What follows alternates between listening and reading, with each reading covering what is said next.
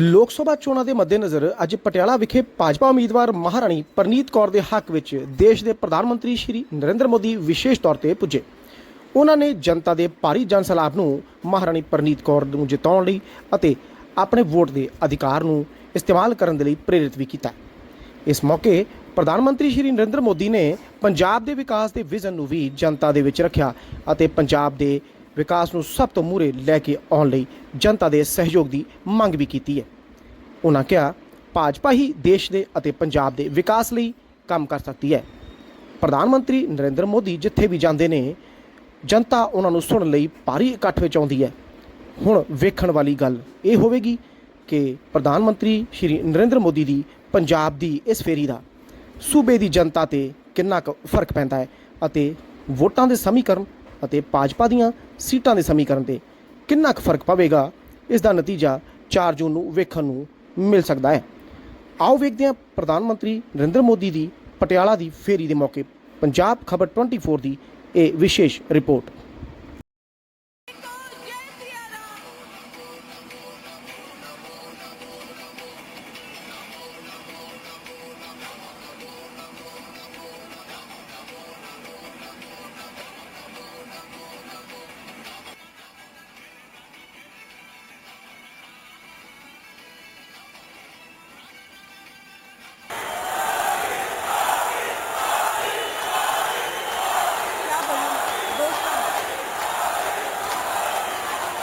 ਤੁਸੀਂ ਸਵੇਰ ਤੋਂ ਇਸ 40 ਡਿਗਰੀ ਦੀ ਟੈਂਪਰੇਚਰ ਦੇ ਵਿੱਚ ਦਿਲ ਦੀ ਗਹਿਰਾਈਆਂ ਤੋਂ ਸੁਣਨ ਦਾ ਇੰਤਜ਼ਾਰ ਕਰ ਰਹੇ ਸਨ। ਆਪਣੇ ਸੂਬਾ ਪ੍ਰਧਾਨ ਬੇਨਤੀ ਕਰਦੀ ਹਾਂ ਜੀ ਗੇਜਾ ਰਾਮ ਵਾਲਮੀਕੀ ਜੀ, ਹੰਸ ਰਾਜ ਜੀ ਤੇ ਅਰਵਿੰਦ ਖੰਨਾ ਜੀ ਆ ਕੇ ਬਹੁਤ ਹੀ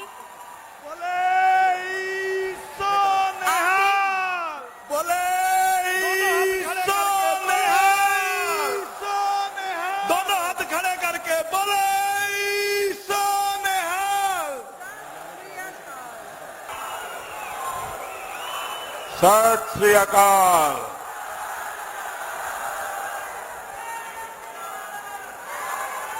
मैं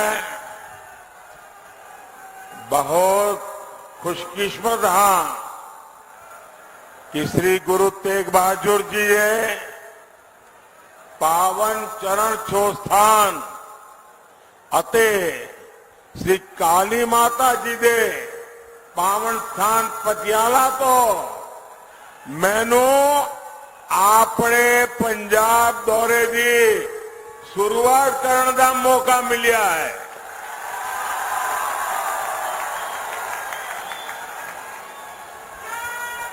साथियों, भारतीय जनता पार्टी के कार्यकर्ता के रूप में मैंने पंजाब में बहुत समय बिताया है। यहां के खेतों में, खलिहानों में, सड़कों में खूब घूमा हूं। वो दिन मुझे बराबर याद रहते हैं कि साथियों के साथ बारादरी गार्डन में सुबह सुबह टहलना और जोड़ियां भाटिया चौक में साथियों से गप मारना, सारी पुरानी यादें। और मैं देख रहा हूं आज मुझे काफी पुराने साथियों के दर्शन करने का भी अवसर मिला है। जब भी मैं पंजाब आता हूं, पंजाब से ये स्नेह और बढ़ जाता है। साथियों, देश में 5 चरणों का चुनाव हो चुका है और जनता जनार्दन ने मोहर लगा दी है कि फिर एक बार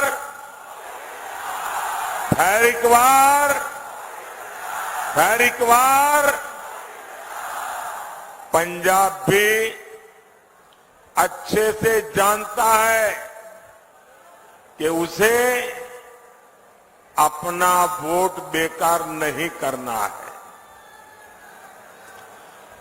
और आप तो जानते हैं, वोट उसे दीजिए जो सरकार बनाए,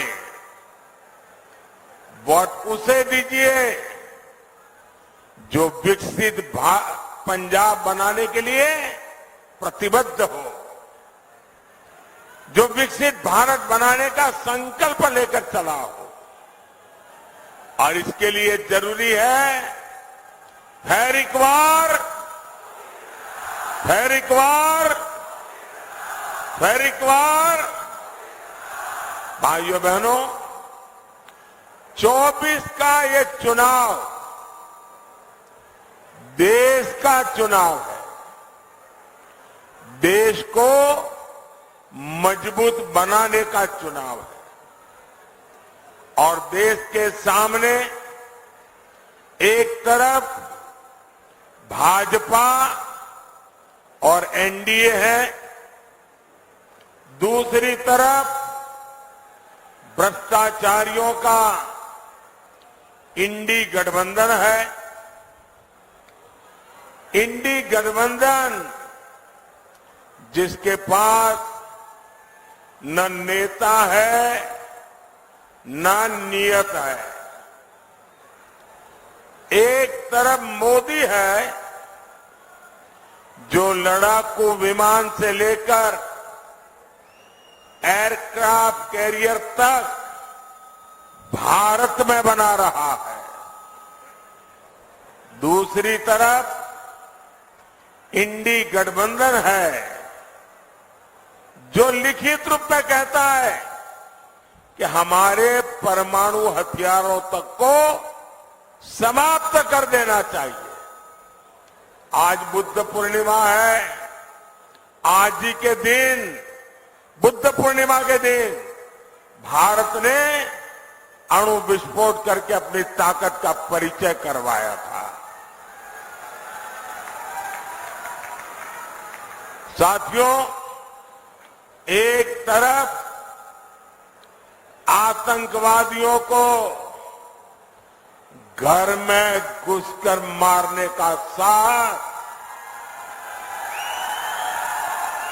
दूसरी तरफ इंडी वाले हैं जो आतंकवादियों के एनकाउंटर पर आंसू बहाते हैं। एक तरफ मोदी सरकार है जिसने 10 साल में 25 करोड़ लोगों को गरीबी से बाहर निकाला है। वहीं दूसरी तरफ इंडी गठबंधन है जो कहता है कि आपकी कमाई, आपके खेत खलिहान का आधा हिस्सा छीन लेगा। इंडी गठबंधन समाज को, देश को बांटना चाहता है, लेकिन मोदी भारत को विकसित भारत बनाना चाहता है। और इसलिए मैं आज पंजाब की धरती पर पंजाब के मेरे भाई बहनों से मैं आज आशीर्वाद मांगने आया हूं। गुरुओं की भूमि पर सर झुका करके आशीर्वाद मांगने के लिए आया हूं। भाई और बहनों, राष्ट्र रक्षा हो, आस्था और संस्कृति की रक्षा हो या फिर देश का विकास, पंजाब ने, सिख समाज ने हमेशा आगे बढ़कर काम किया है। यहां के लोगों ने खेती से लेकर उद्यमिता तक देश के विकास को नेतृत्व दिया है। लेकिन साथियों, कट्टर भ्रष्टाचारियों ने पंजाब का क्या हाल बना दिया।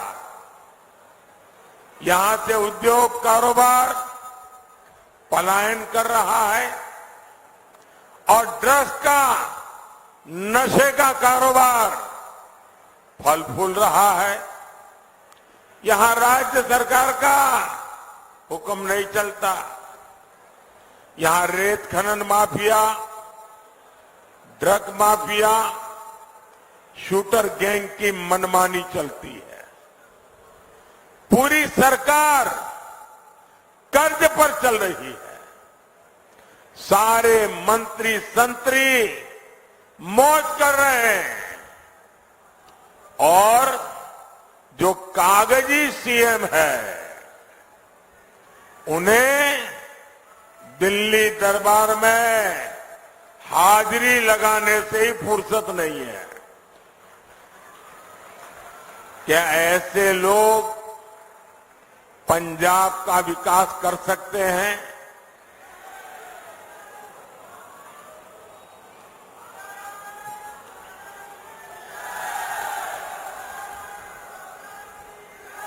भाइयों और बहनों, यहां पंजाब में दिखावे के लिए दिल्ली की कट्टर भ्रष्टाचारी पार्टी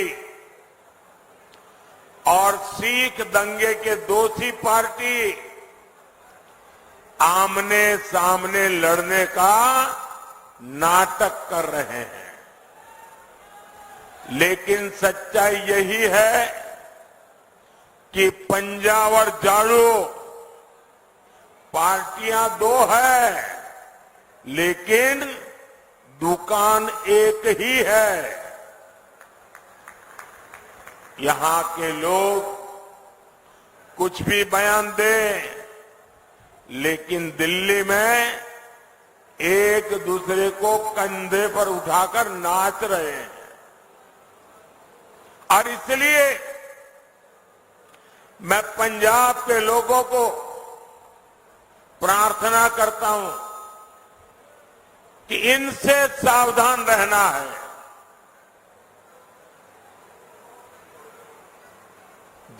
जिसको वो अपना गुरु मानते थे, वो अन्ना साहब हजारे के साथ भी जो धोखा कर सकते हैं, वो दिन में 10 बार झूठ बोल सकते हैं। ऐसे लोग न पंजाब का भला कर सकते हैं, न आपके बच्चों के भविष्य के लिए कुछ देख करके जा सकते हैं। भाइयों और बहनों, इंडी गठबंधन को न विकास की परवाह है और न ही हमारी विरासत की चिंता। आजादी के बाद दूसरे दिन ही अयोध्या में राम मंदिर बन जाना चाहिए था, लेकिन कांग्रेस ने मंदिर का निर्माण रोका। अब जब मंदिर बन गया तो ये मंदिर को गालियां दे रहे हैं। आज दुनिया भर से श्रद्धालु अयोध्या पहुंच रहे हैं और उनका स्वागत महर्षि वाल्मीकि के नाम पर बना हवाई अड्डा करता है।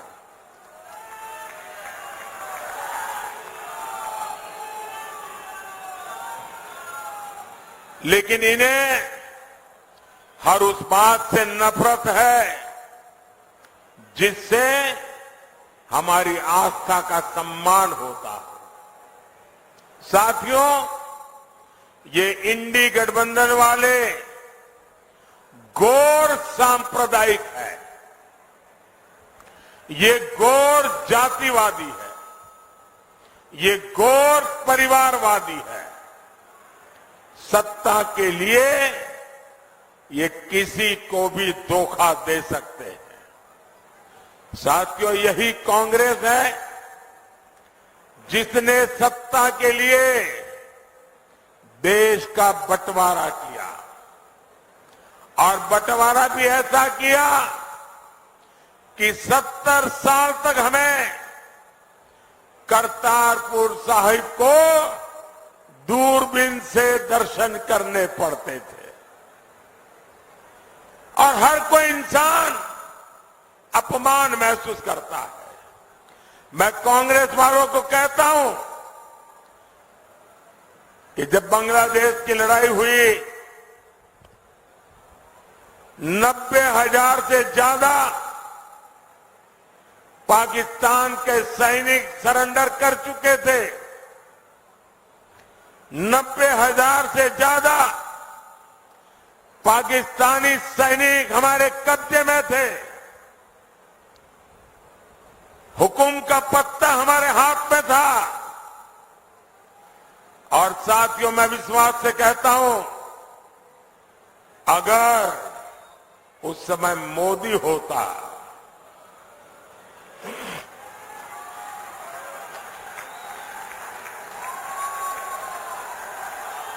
अगर उस समय मोदी होता तो मैं इनसे करतारपुर साहब लेकर के रहता, तब जाकर के उनको जवानों को छोड़ता।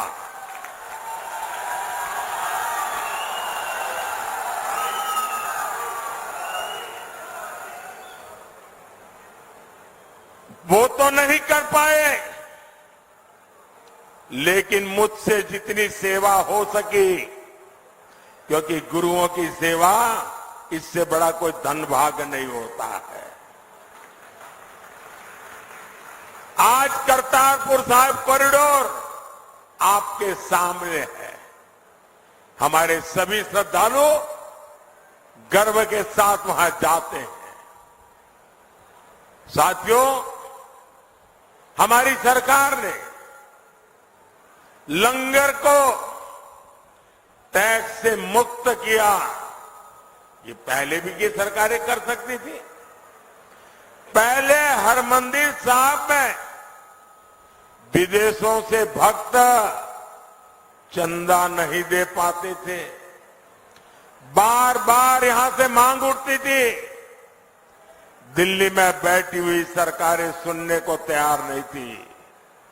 ये मोदी ने आकर के इसके नियमों में छूट दी और आज हमारे हरमिंदर साहब की सेवा दुनिया के किसी भी कोने में रहकर कोई कर सकता है। श्री फतेहगढ़ साहिब तो साहबजादे के शौर्य और शहादत का साक्षी रहा है। ये मोदी सरकार है जिसने साहिबजादों के शौर्य के लिए समर्पित वीर बाल दिवस घोषित किया। और कुछ लोगों को समझ नहीं आ रहा है कि वीर बाल दिवस घोषित करने का मतलब क्या होता है। मुझे दुख है कि पंजाब में भी ऐसे लोग हैं जिनको इसकी कोई समझ नहीं है। पंजाब के अंदर इस महान त्याग तपस्या के लिए मैं पंजाब में रहा हूं। कई दिनों तक हमारी माताएं बहनें, हमारा परिवार व्रत रखता है, जमीन पे सोता है। कितना महत्वपूर्ण श्रद्धा का विषय है। लेकिन हिंदुस्तान में केरल में जाइए, उनको कुछ पता नहीं। तमिलनाडु में जाइए, कुछ पता नहीं। आसाम में जाइए, कुछ पता नहीं। इतना बड़ा त्याग और बलिदान और मेरे देश के लोगों को पता नहीं है। ये मुझे बहुत खटकता था। मैं चाहता हूं हिंदुस्तान के हर बच्चे के दिल दिमाग में साहबजादों का बलिदान हमेशा हमेशा रहना चाहिए। किसी भी बालक मन के लिए इससे बड़ी कोई प्रेरणा नहीं हो सकती। और इसलिए हमने वीर बाल दिवस के रूप में पूरे हिंदुस्तान में हर स्कूल, कॉलेज, गांव कार्यक्रम करने की परंपरा खड़ी की है। अगर पंजाब के लोग भी इस काम को न समझ पाए तो इससे बड़ा चिंता का विषय क्या हो सकता है। आपको याद होगा अफगानिस्तान में हमारे सिख परिवार संकट में थे। हम सभी को सुरक्षित वापस लाए। हम गुरु ग्रंथ साहब के स्वरूपों को भी अदब के साथ मेरा मंत्री जाके सर पे सम्मान के साथ लेकर के आया। साथियों, ये प्रधानमंत्री की बात छोड़ दीजिए, मेरा तो आपसे खून का नाता है। गुरु गोविंद सिंह जी के जो पहले पंच प्यारे थे, उसमें मेरा एक द्वारिका का पंच प्यारों में था जी। मेरा आपसे खून का रिश्ता है। इतना ही नहीं, आज अगर जामनगर में जाएंगे तो वहां जो सबसे बड़ा अस्पताल है वो गुरु गोविंद सिंह जी के नाम पर है, जिस जामनगर जिले में द्वारिका पड़ता है।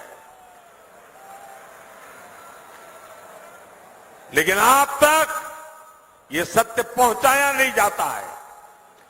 आपको जान करके खुशी होगी और कभी फुर्सत मिले तो लखपत जाके आना। गुरु नानक साहब वहां विश्राम किया था। वो गुरुद्वारा भूकंप के अंदर क्षतिग्रस्त हो गया, करीब करीब ध्वस्त हो गया। मैं मुख्यमंत्री था, मैंने कहा मुझे वैसा ही गुरुद्वारा बनाना है जो गुरु नानक देव जी के समय के था। अब मेरे पास उसके लिए बनाने वाले लोग नहीं थे। मैंने देश भर में खोजा, उन आर्टिजन को लाया जो बना सकते थे। और आपको खुशी होगी, आज कच्छ के रेगिस्तान में आखिरी गांव में लखपत में मैंने वो गुरुद्वारा वैसा ही बना दिया जैसा पहले था। और आज उसका मैं विस्तार भी कर रहा हूं। वहां कोई वोट नहीं है। ये वोट के लिए मोदी नहीं करता है, श्रद्धा है इसलिए कर रहा है। गुरुओं के त्याग बलिदान के प्रति ये सर झुकता है मोदी का, इसलिए कर रहा है।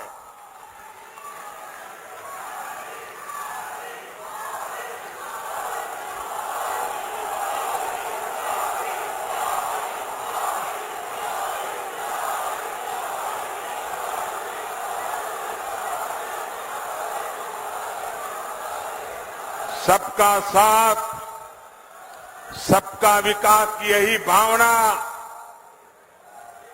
बीजेपी एनडीए की पहचान है।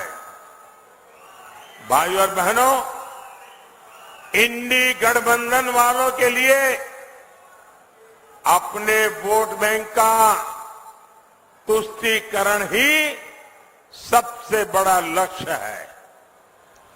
बंटवारे से पीड़ित दलित भाई बहनों को, सिख भाई बहनों को मोदी भारत की नागरिकता दे रहा है। आप सोचिए, आजादी के इतने साल हुए, मेरे सैकड़ों सिख परिवार हैं जिनको नागरिकता नहीं दी गई, और आप थोकबंद वोट देते रहे। क्या पाया आप लोगों ने? सोचिए, साफ साफ बात करने वाला कोई मिलेगा नहीं आपको। और इसलिए आज मैं कह रहा हूं, ये लोग सीए का विरोध करते हैं। अगर सीए का विरोध करेंगे तो ये मेरे सिख भाई बहन जो पाकिस्तान में, बांग्लादेश में, अन्य देशों में प्रताड़ित होते हैं, वापस आते हैं, कौन संभालेगा उनको? मैं उसे मेरा कर्तव्य मानता हूं और इसलिए मैंने उनको नागरिकता देने का कानून बनाया है। वोट पाने के लिए नहीं बनाया है।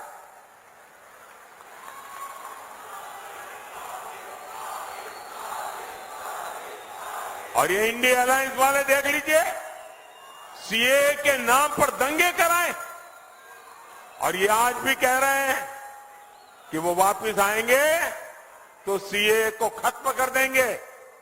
आप मुझे बताइए, क्या बंटवारे के पीड़ित सिखों को भारत की नागरिकता देना गलत है क्या? देनी चाहिए कि नहीं देनी चाहिए? मोदी सही कर रहा है कि नहीं कर रहा है? साथियों, गुरुओं ने हमें सामाजिक न्याय की सीख दी है। इसलिए भाजपा दलितों, पिछड़ों के सच्चे सामाजिक सशक्तिकरण पर बल दे रहा है। मोदी ने देश और दुनिया में बाबा साहब आंबेडकर को समर्पित पंचतीर्थ बनाए हैं। संत रविदास के अनुयायियों का तो बार बार मुझे बनारस में स्वागत करने का अवसर मिलता है। और अभी मध्य प्रदेश में जहां हमारी सरकार है, संत रविदास जी का भव्य मंदिर बना रहे हैं हम। काशी में संत रविदास जी की जन्मस्थली का विकास किया जा रहा है। गरीब का बेटा हर गरीब की चिंता करता है। हर जरूरतमंद को मुफ्त अनाज मिलता रहेगा। इसके लिए मैंने मुफ्त राशन की योजना चलाई है।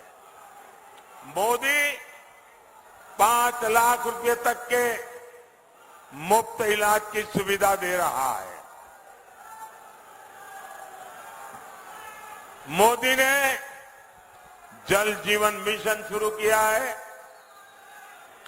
ताकि आपको घर में नल से शुद्ध पानी मिले। इससे प्रदूषित पानी से होने वाली अनेक घातक बीमारियों से हम बच पाएंगे। साथियों, पंजाब को 5 नदियों का आशीर्वाद मिला है। यहां के किसान मिट्टी से सोना पैदा करते हैं, लेकिन इंडिया वाले किसानों से भी झूठ बोलते हैं। इन्होंने किसानों से एक वायदा किया, पूरा नहीं किया है। ये भाजपा है जो किसान कल्याण को प्राथमिकता देती है। बीते 10 साल में पंजाब से गेहूं और धान की रिकॉर्ड खरीदी हुई है। 10 साल में हमने एमएसपी में 2.5 गुना वृद्धि की है। यहां पंजाब के हर किसान को पीएम किसान सम्मान निधि के करीब 30,000 रुपये, एक किसान को 30,000 रुपये मिल चुके हैं।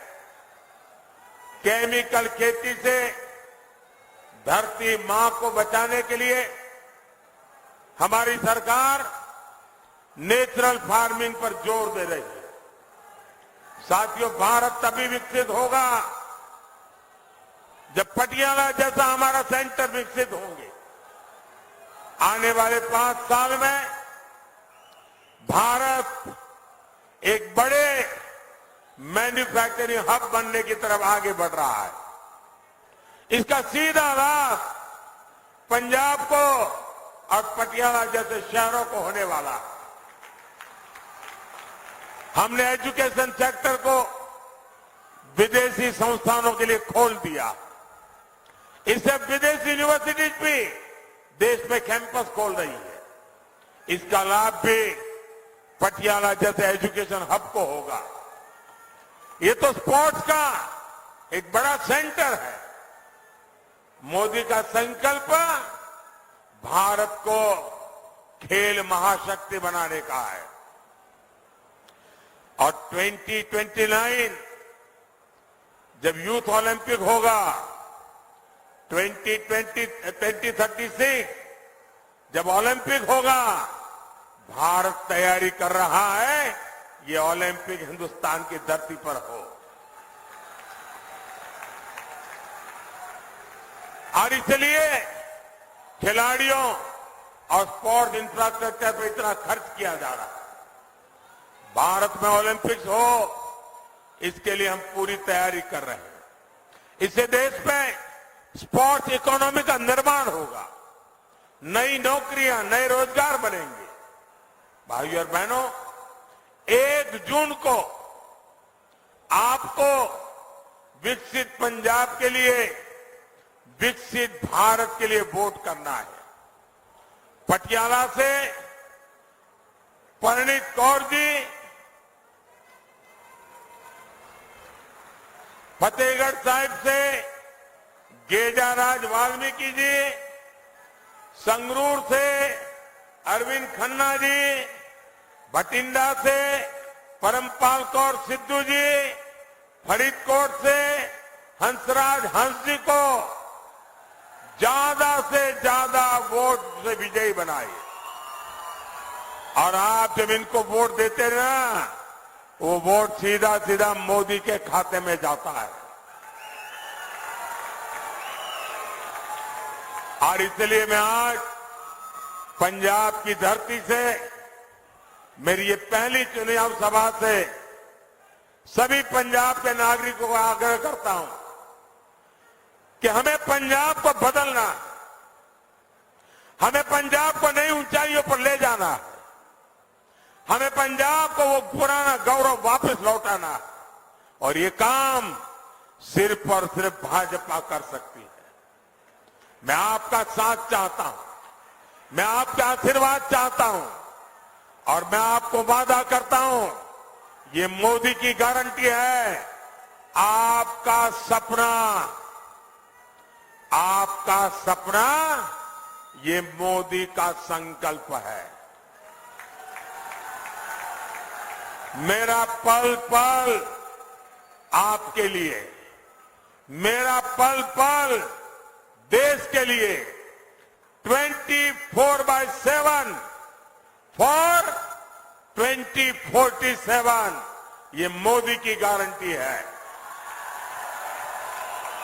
मेरे साथ बोलिए, भारत माता की, भारत माता की, भारत माता की। बहुत बहुत धन्यवाद।